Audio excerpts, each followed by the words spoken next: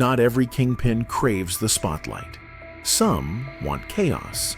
Some want fear. Amado Carrillo Fuentes.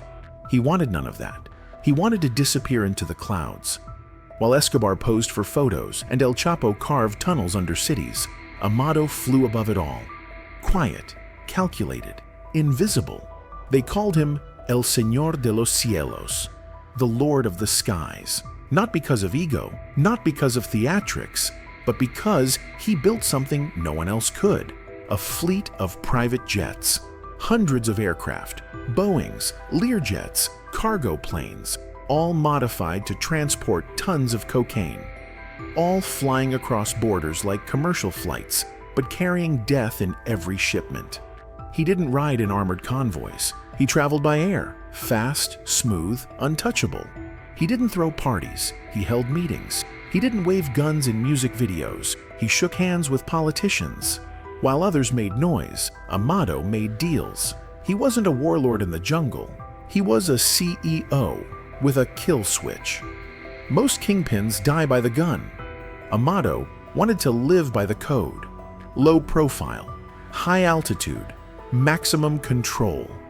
And for a time, he became the most powerful trafficker on Earth, without ever being seen. He didn't just build a drug empire. He built an airline of crime. And in a world ruled by violence, he proved something terrifying. Silence is more powerful than blood.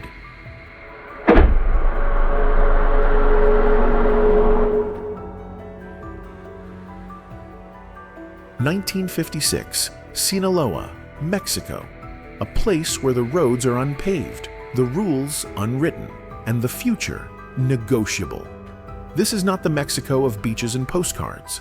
This is the Mexico of dust, of hunger, of names whispered in fear, and in the middle of it, a boy named Amado, born into a family with blood in the game.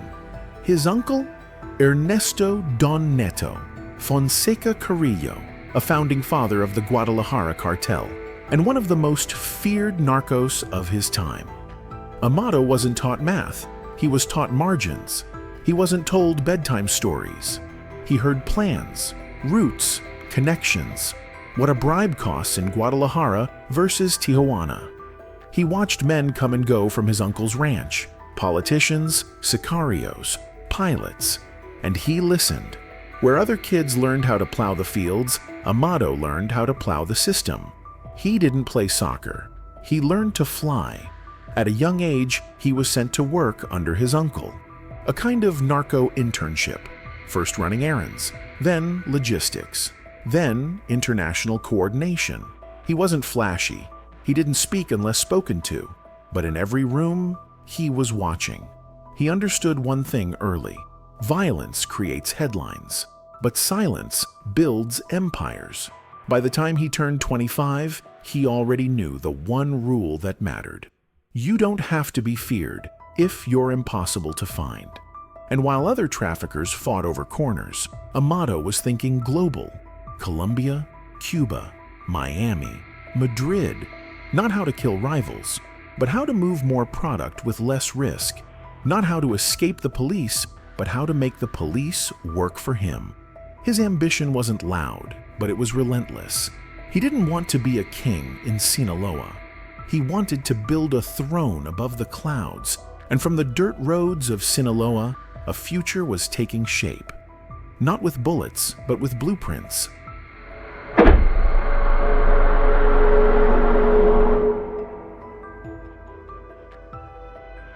While most traffickers smuggled drugs through tunnels and trucks, Amado looked up and saw opportunity in the sky.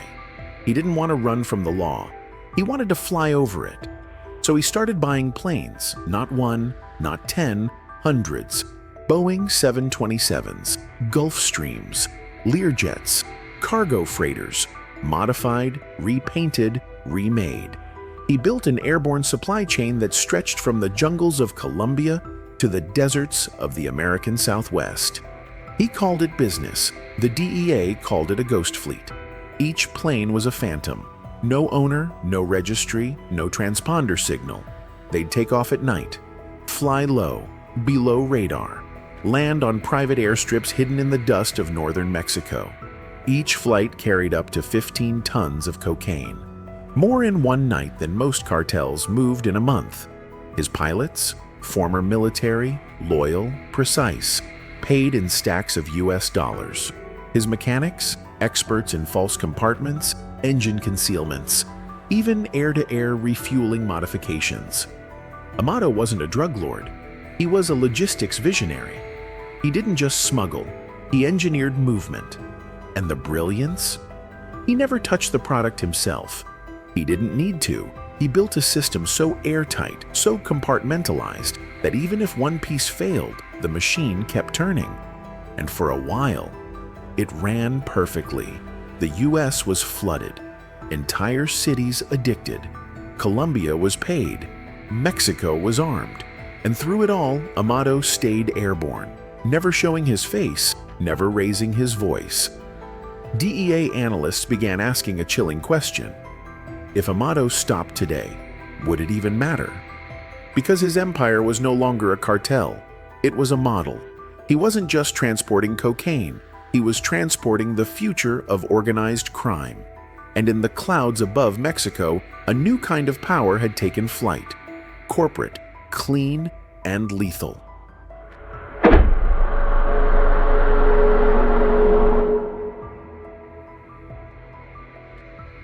(1993) Juárez, Mexico. A city where dust coats the windows and money passes hands faster than prayers. Where bodies vanish and no one dares to ask why. At the top of this empire stood Rafael Aguilar Guajardo, a former cop turned drug lord, the head of the Juárez Cartel and Amado's mentor. He taught Amado how to build alliances, how to talk to generals, how to hide a massacre with a handshake. But there's one thing Rafael forgot to teach him: how to protect yourself from your own student. Because while Aguilar basked in his throne, Amado was studying the blueprints. He watched how deals were made. He memorized payrolls. He built trust with lieutenants, schedulers, even the pilots. And when the moment came, he didn't hesitate. No public betrayal, no turf war, no drama. Just one clean bullet. Aguilar's body was found riddled with holes, left on a resort beach in Cancun. Symbolic, unmistakable, forgettable. To everyone but Amado. Because the next day, Amado Carrillo took control of the Juárez Cartel. But he didn't throw a party. He called a meeting. He didn't send death squads. He sent accountants.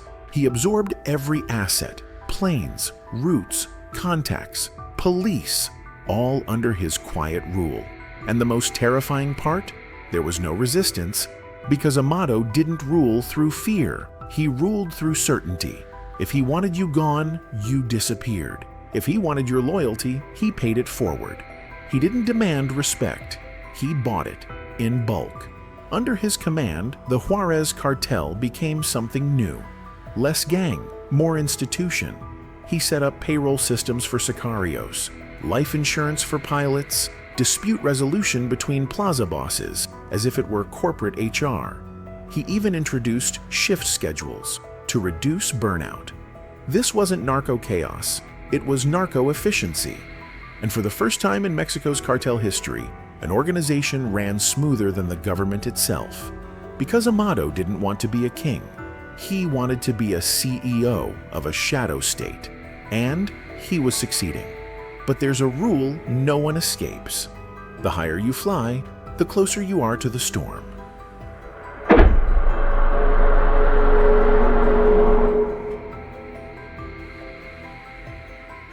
For years, Amado Carrillo Fuentes moved in silence. No headlines, no interviews, no flashy violence, just billions in cocaine, gliding across the sky like ghosts.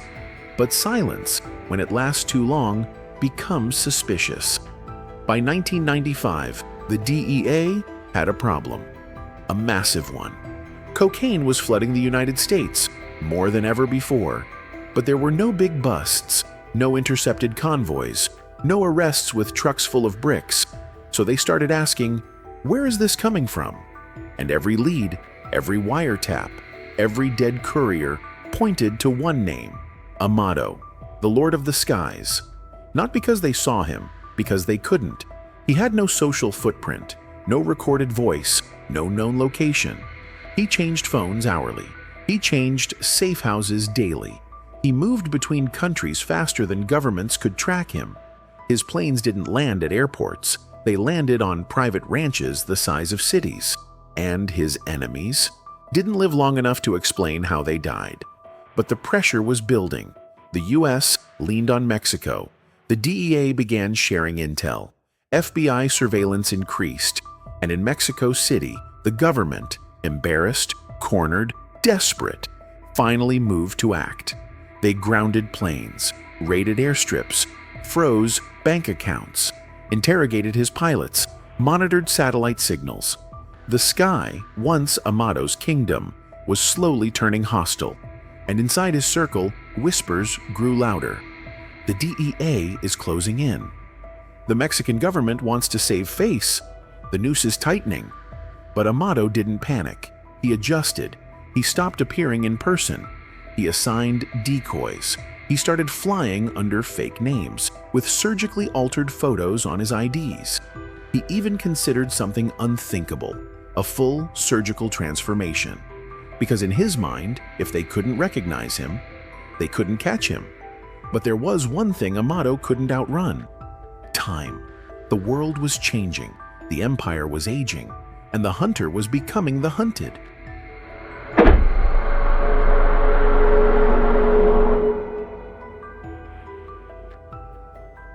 (1997). Mexico was boiling. The DEA was circling. And Amado Carrillo knew his face was no longer safe. Too many eyes, too many cameras, too many people whispering the same thing: they're coming for el Señor de los Cielos. So he made a decision: not to run, not to fight, but to disappear completely. His plan? Plastic surgery, not cosmetic, transformative. A full reconstruction of the face, new jawline, new nose, new cheekbones. He didn't want to hide. He wanted to be unrecognizable. The operation took place in a high-end hospital in Mexico City. Private wing, paid-off doctors, fake names, no records. He arrived as Amado Carrillo. He planned to leave as someone else. But then, something went wrong. They say it was the anesthesia. Too much, too fast, heart failure. Within hours of the operation, Amado Carrillo Fuentes was pronounced dead. Just like that. No gunfight, no ambush, no capture. The most wanted man in Mexico, gone on an operating table, but no one believed it. Not the DEA, not Mexican officials, not even his enemies, because nothing about the death made sense. The autopsy photos were blurry. The body had been heavily altered. The paperwork didn't match. And then came the kicker. Both surgeons who operated on him were found dead, encased in steel drums, their fingerprints burned off, their teeth removed, executed, silenced. Was it revenge or a cover-up? Was Amado really dead? Or was it the most brilliant escape in cartel history? The media exploded. Rumors flooded the streets. He's alive in Chile. He's retired in Cuba. He had 3 doubles. This was one of them. He paid $200 million to fake his death. No one could confirm anything. Even his funeral felt surreal. A gold-trimmed coffin, dozens of luxury vehicles, but a closed casket, always closed. His grave became a pilgrimage site, but not for grief, for curiosity. And for decades after, sightings continued. A man matching his build, his voice, his walk, in airports, on beaches, at international summits, but never long enough to confirm. Because that's what ghosts do. They appear just long enough to remind you they were real, and then they vanish again.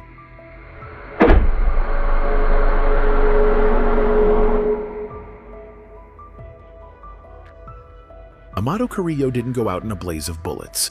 He didn't get paraded on TV in handcuffs. He didn't burn like Escobar or tunnel out like El Chapo. He simply evaporated. And that made him more dangerous than all of them. Because while the others built legends with blood, Amado built infrastructure. He wasn't trying to be famous, he was trying to be efficient. He saw the drug trade not as war, but as logistics. He ran his cartel like a Fortune 500 company. He invested in aircraft. He hired pilots, mechanics, accountants. He planned flight paths like shipping lanes. His lieutenants wore watches, not gold chains. His meetings ran on time. His enemies were erased, not exploded. Even law enforcement admitted it. We weren't chasing a criminal. We were chasing a corporation in the clouds. And that's what made him untouchable. Because he didn't just move product, he moved the entire game. After his death or disappearance, the vacuum he left behind became a blueprint. Other cartels copied his model, buying jets, bribing high-level officials, laundering money through international real estate. Even CJNG, one of Mexico's most brutal cartels today, owes part of its rise to Amado's aerial innovations. Because the lesson he left behind was simple. If you control the skies, you control the roots. And if you control the roots, you control everything. Today, his empire is gone.